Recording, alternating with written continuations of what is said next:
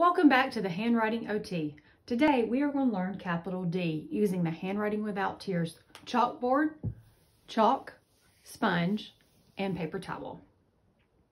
The capital D is a jump frog letter, which means it starts up here in the starting corner at the smiley face.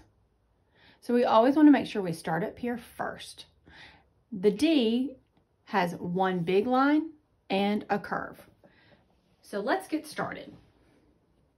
First, we want to use our chalk to start up here with a big line down, jump frog, big curve.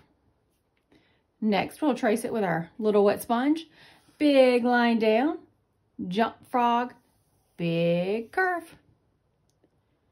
Then we'll use our wet sponge, big line down, jump frog, big curve. And last, we'll try it again with our chalk.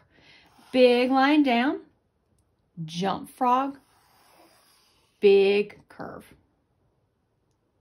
So if kids have difficulty, you'll want to make sure that they are tracing your example first before they try it on their own. And remember, our D is a big line down, jump frog, big curve. Subscribe to the OT, the Handwriting OT, for more videos. We'll see you soon.